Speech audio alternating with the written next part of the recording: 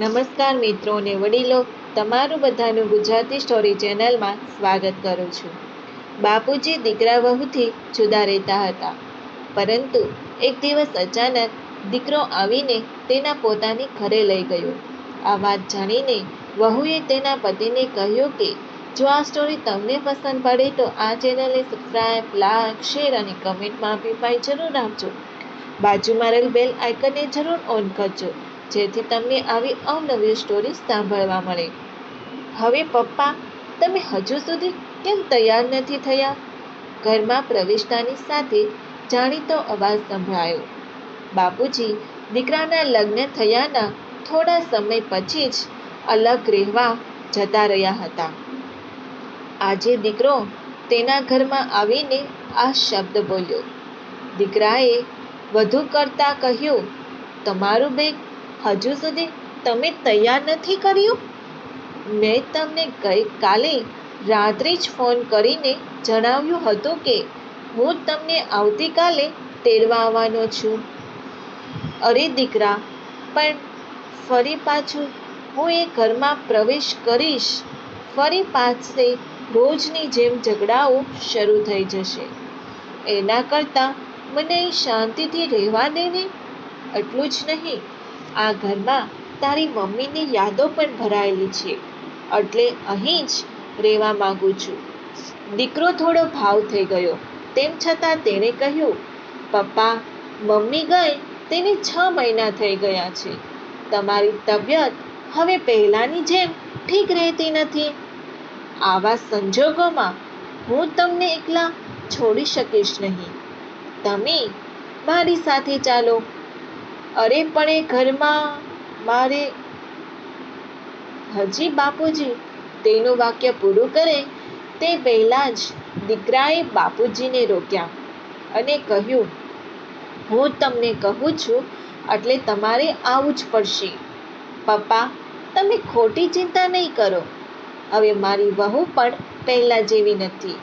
એ પણ તમને સ્વીકારવા માટે તૈયાર થઈ જશે. ગઈકાલે જ ડૉક્ટરનો મને ફોન આવ્યો હતો. તેઓએ જણાવ્યું હતું કે તમારું ડાયાબિટીસનું લેવલ વધારે પડતું છે, એટલે વધારે સાવચેતી રાખવાની છે. કહેતા દીકરાએ પણ બેગ પેક કરવા લાગ્યો. બાપુજીએ પૂછ્યું, હું તારા સંસારમાં દખલગીરી કરવા નથી માંગતો. તે તારી વહુને વાત કરી હતી? પપ્પા, મારે એમાં એની શું વાત કરવાની હોય? મારી અને તેની વિચારસરણી થોડી અલગ છે. અંતે પિતાજીને લઈને દીકરો ઘરે આવે છે. વહુએ તેના સસરાને જોઈને કહ્યું, સારું થયું પપ્પા, તમે થોડા દિવસો માટે અહીં રોકાવા આવી ગયા. પરંતુ શબ્દ કંઈક બીજું કહી રહ્યા હતા અને તેના ચહેરા પરના હાવભાવ પણ કંઈક બીજું કહી રહ્યા હતા હોય તેવું બાપુજીને લાગ્યું.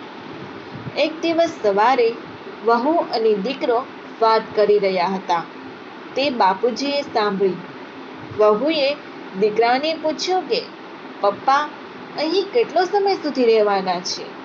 દીકરાએ તરત જ તેની વહુને જવાબ આપતા કહ્યું, તે હવે અહીં જ રહેશે, કારણ કે પહેલા ઘરે હવે તેની સાર સંભાળ રાખવા માટે આખરે કોઈ નથી. અરે, તો ત્યાં તમે કોઈ વ્યવસ્થા કરી શકો ને? વહુએ જવાબ આપતા કહ્યું. બાપુજી આટલું સાંભળ્યા એટલે તેને થયું ફરી પાસે બંને વચ્ચે વાત આગળ વધે તે પહેલા બાપુજી પોતાના જવાની તૈયારી કરવા લાગ્યા. બાપુજી જવાની તૈયારી કરવા લાગ્યા એટલે દીકરાએ તેને રોક્યા તો દીકરાને કહ્યું કે હું તારા સંસારમાં સુખી છે અને તારા સંસારને હું બગાડવા માંગતો નથી. તું અને તારી વહુ પ્રેમથી રહો, એમાં હું રાજી છું. અને હા, જ્યાં સુધી મારો સવાલ છે તો હું મારી સાર સંભાળ રાખી શકીશ. દીકરો વિચારી રહ્યો હતો કે અચાનક બાપુજી આમ સામાન પેક કરીને કેમ જવા લાગ્યા.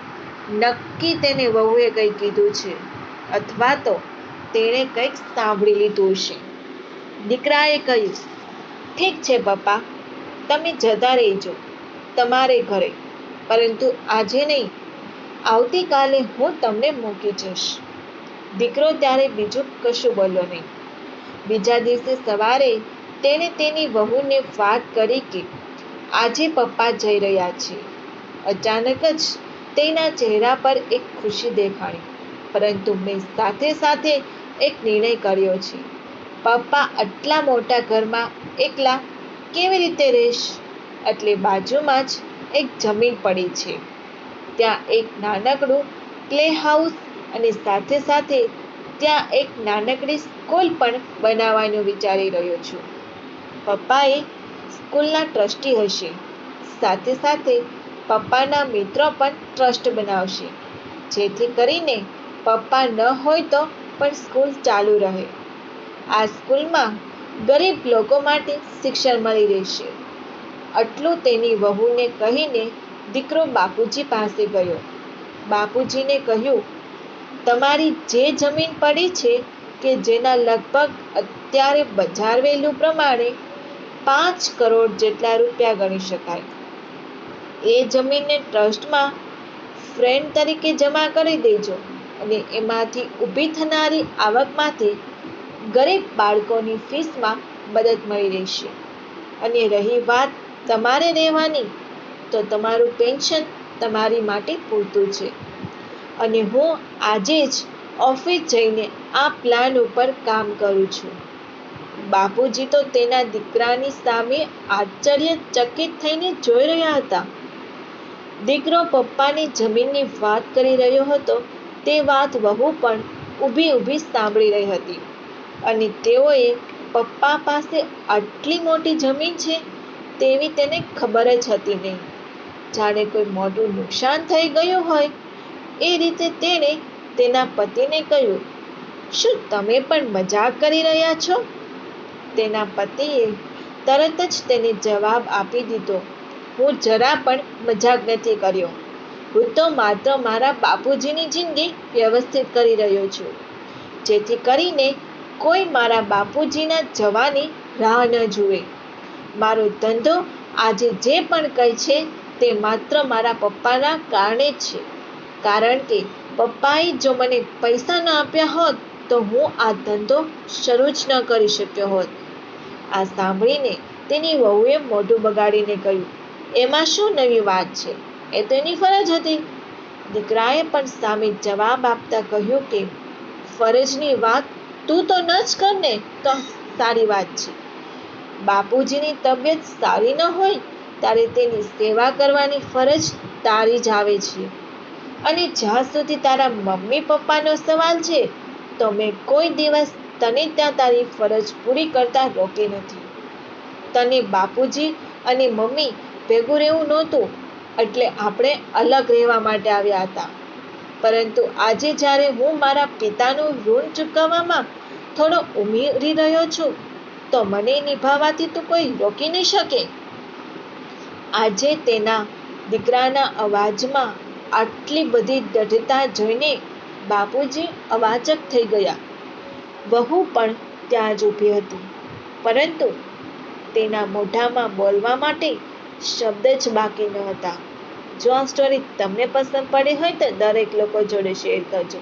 આવી સ્ટોરી સાંભળવા માટે આ ચેનલને સબસ્ક્રાઇબ, લાઈક, શેર અને કમેન્ટમાં અભિપ્રાય જરૂર આપજો.